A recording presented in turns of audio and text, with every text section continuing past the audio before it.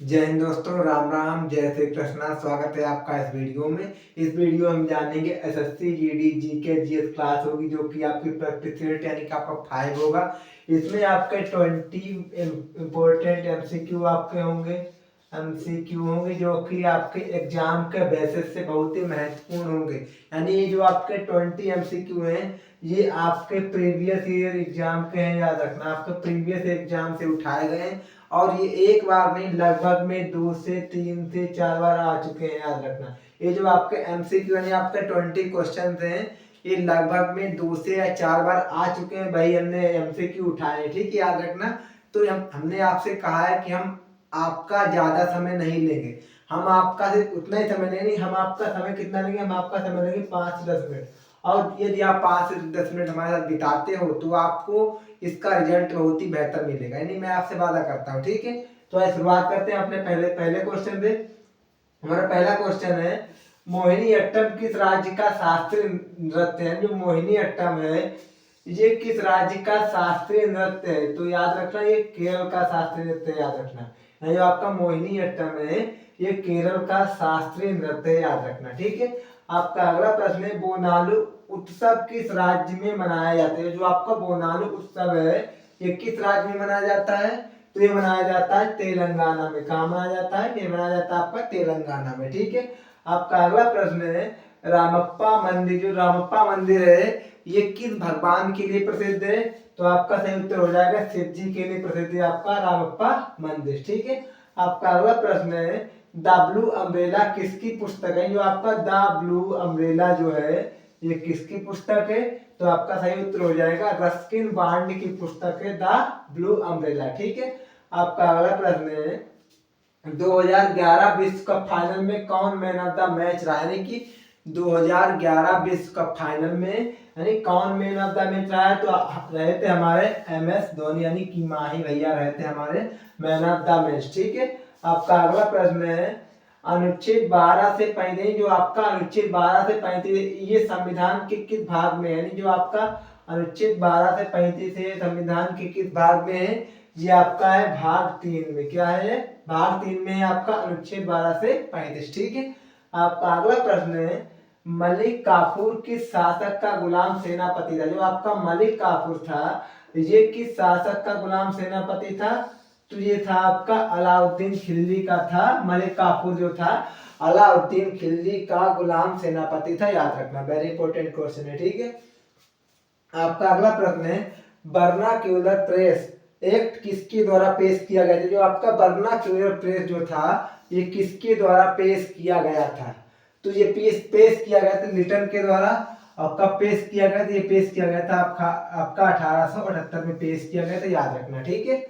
आपका अगला प्रश्न है, चौथी पंचवर्षीय योजना का कार्यकाल कितना था? जो आपकी चौथी पंचवर्षीय योजना थी इसका कार्यकाल कितना था? तो इसका कार्यकाल था 1969 से 1974 तक, यानी कि 1969 से 1974 तक इसका कार्यकाल था, ठीक है।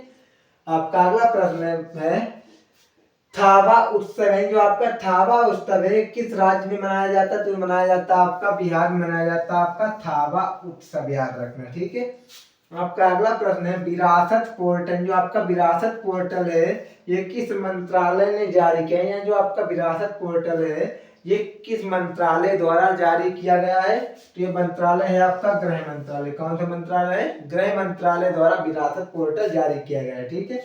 आपका अगला प्रश्न है, पंडित रविशंकर को भारत रत्न, जो आपका पंडित रविशंकर हैं इनको भारत रत्न से कब सम्मानित किया गया? इनको भारत रत्न इनको कब मिला?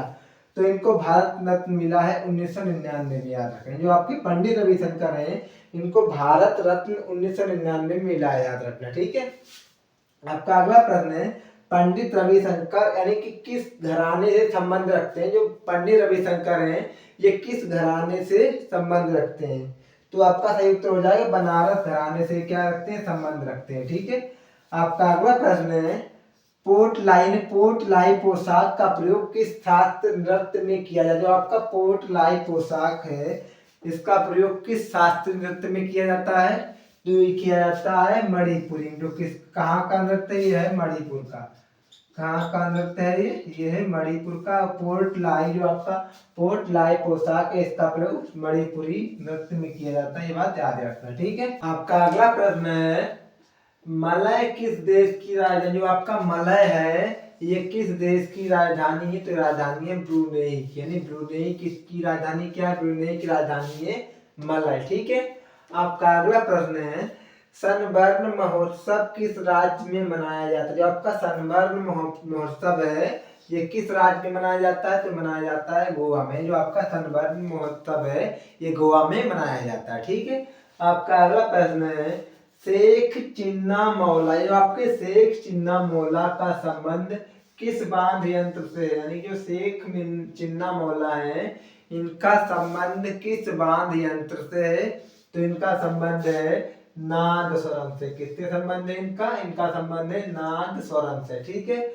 आपका अगला प्रश्न है बिंदुसार किसके पुत्र थे, यानी बिंदुसार किसके पुत्र, तो बिंदुसार थे आपके चंद्रगुप्त मौर्य के पुत्र। कौन थे, बिंदुसार। आपको बताना बिंदुसार का पुत्र कौन था, कमेंट करके बताना बिंदुसार का पुत्र कौन था। ठीक है, आपका अगला प्रश्न है गिरनार किस राज्य की सबसे ऊंची चोटी है, तो गिरनार जो है गुजरात राज्य की सबसे ऊंची चोटी है। कौन सी, गिरनार, यानी गिरनार याद रखना गुजरात राज्य की सबसे ऊंची चोटी है। ठीक है, आपका अगला प्रश्न है विजय स्तंभ की ऊंचाई जो है कितने फीट है, याद आपको बताना है।